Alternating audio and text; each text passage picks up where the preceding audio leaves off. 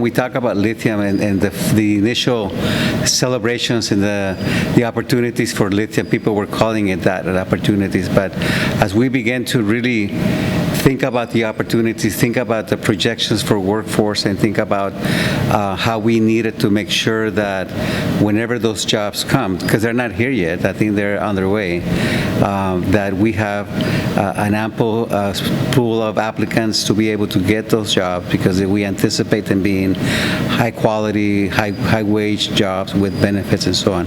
So when we first began to conceptualize the idea of making sure that our community was ready for that, I removed the word opportunity so that I took it as a responsibility. I think my job as a Dean of Economic and Workforce Development and our job as a community college is to make sure that we develop the programs that when the opportunities come, our residents, our own people, our own families will be able to be hired for these upcoming jobs. I understand the demographics. I understand the challenges that our community has. I've been following the unemployment rate for 30 years, right? And my goal was to one of these days see that unemployment rate dropped significantly. It still hasn't happened. It still hovers 17, 18% now. What does that mean? That means that there's an awful lot of people, around 20,000 people in the Imperial Valley, who wish to work and can't find employment. Right, so when opportunities come, such as this one, again, we make sure that we provide the resources, we provide the training, we provide what is needed by the industry so that they can hire local. I think that industry has a dual purpose, right? One is to make money. One of the ways that they make money is by reducing turnover. The philosophy of many of these companies is that they want to hire local because our local folks will stay local and not come and leave there after they get some training and some certification. So I think it's a win-win scenario for the companies, and it's a win scenario for our residents, and again, being able to get jobs that we anticipate paying somewhere between $25 to $40, $45 per hour with benefits. So that's something that I'm really proud of, the work that's been done, not just by me, but an awful lot of people that have really been with me since the beginning. We began to plan this more than 3 years ago when we thought about, okay, what do we have to do to make sure that this happens? So we met with the lithium companies. I met with them. I asked them for projections over how many people they're going to hire, what kinds of people they're going to hire. From those discussions, we determined in conjunction with them that 3 primary programs would be needed. Plant operator, chemical lab technician, and instrumentation technician. So we developed those 3 programs. Those 3 programs are in place now. We're just completing our second cohort of plant operator students, graduates. We just completed our first cohort of instrumentation technician graduates, and this fall we're starting our first cohort of instrumentation technicians. So all 3 programs are now in place. I have to say that the early projections from the lithium companies, they projected that by now they would be in actual construction and actually be hiring people. They're not there yet. As we know, there's been challenges in terms of getting off the ground and getting the construction sites moving. That's beginning to happen. I heard today that CTR is already kind of beginning to move ground and begin the actual construction phase. That's going to take some time. It's going to take at least a couple of years, right?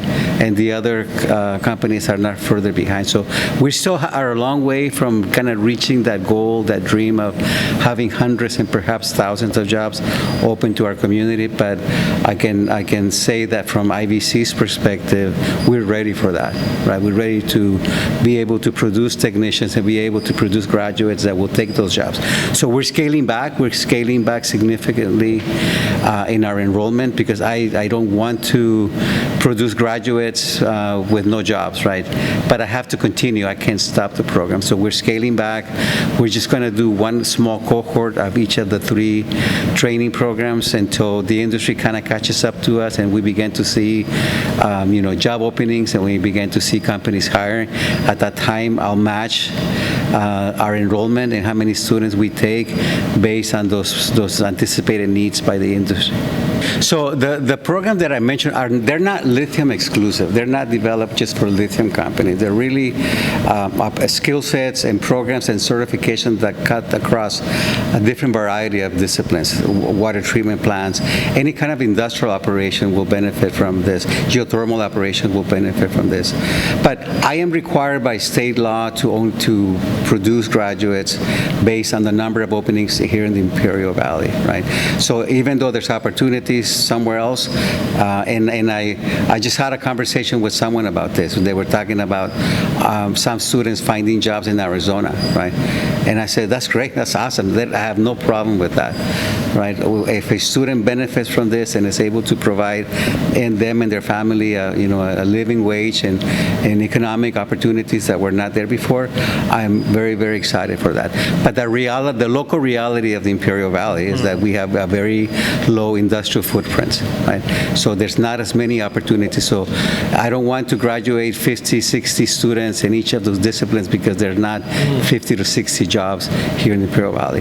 So as I look at the numbers and I look at the number of students that are being hired, not just locally but outside the valley as well, those numbers are okay. They're not 100%. We're not there. We're about 60% of the students that we have graduated have found employment, right? And 60% is not a number that I'm terribly proud of. I wish it was 80, 90, 100%, right? But I just have to look at the reality of the Imperial Valley is that there's not as many opportunities here locally. But there's some, and if people want to venture out and go other places, good for them.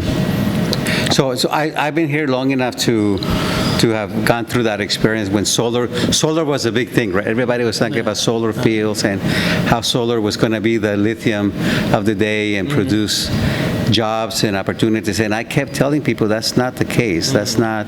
I knew the reality of things. So I knew the reality that when solar companies build their solar plants, yeah, they'll hire hundreds of construction workers and assembly workers, right? But once they leave, those plants are managed by a handful of people. So I knew that there wasn't going to be those kind of job opportunities for the Imperial Valley.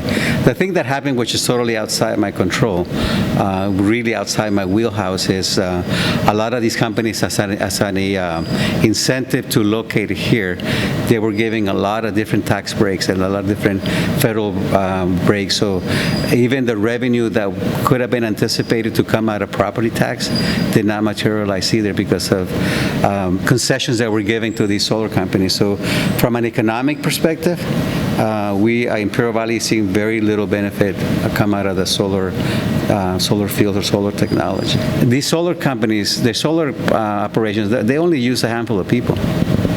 Right. They're very, very low labor. They're not labor intensive. Geothermal, you're correct. Geothermal, lithium operations are going to be labor intensive.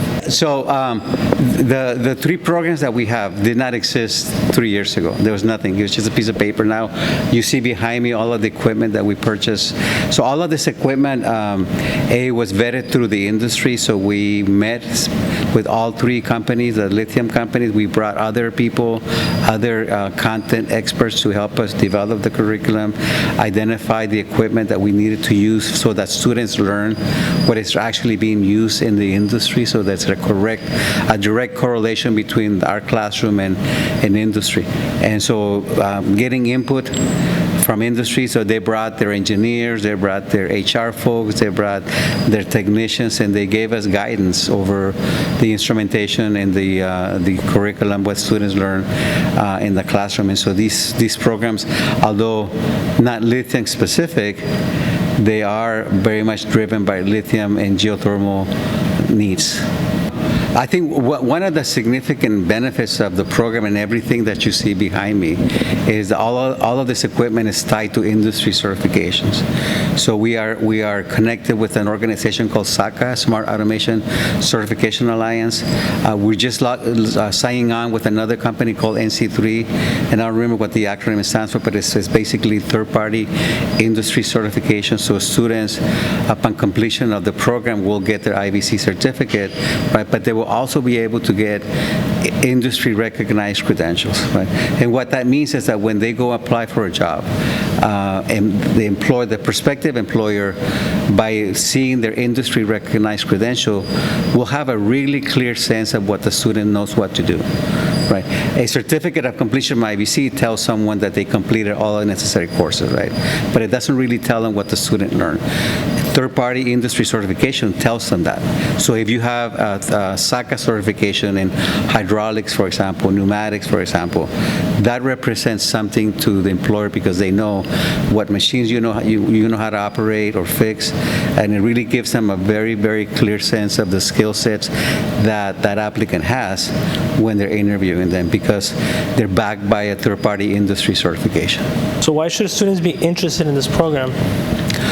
Because we're recognized as one of the top programs in the whole state. We've been visited by state people, federal people. The White House called and wanted to know what we were doing. Is that the Trump or Biden administration? No, this is the Biden administration, Okay. White House, that wanted to know what we were doing. We've been asked to speak. I've been asked to speak at national conferences, state conferences. So what you see behind me is the labor of love, and it's a labor that has been recognized across many sectors of the industry. It was something interesting. I was just talking to a colleague of mine from San Diego, and he said that we're at least 5 years ahead of the San Diego folks in terms of developing these kind of industrial training programs. So this is top quality, the latest equipment that there is.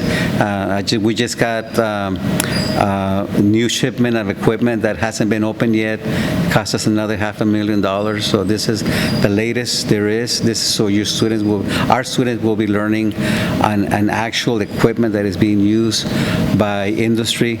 Our newest venture that I'm working on is applying for a grant to incorporate AI into our training program. There's specific software that is going to allow students to incorporate AI into our curriculum. Hopefully that gets funded. I think it was probably mentioned that we have approval for a bachelor's degree in industrial automation. Our bachelor degree program should kick off in fall of 27. And that's going to be through what university? Through IVC. So community colleges now are approved to offer bachelor's degree. There's a lot of different restrictions on that. So it's not like an open campus where you can teach any degree. Colleges cannot duplicate degrees offered by the Cal State School. So we couldn't offer any traditional four-year program. We couldn't offer accounting or ag or engineering, any of those. Those are not allowed. You have to find a niche. You have to find something that it doesn't exist at the four-year schools for which there's a local need. You have to have both of those criteria met. Local need, not offered by the four-year school. So we have a program called Industrial Automation, which is really upscaling our lithium program to a higher level of technical expertise, a higher level of management expertise. And so that's been approved totally. We're working on the curriculum for the upper division courses, and again, our estimated time to begin the bachelor program is in 2 years in fall of 27.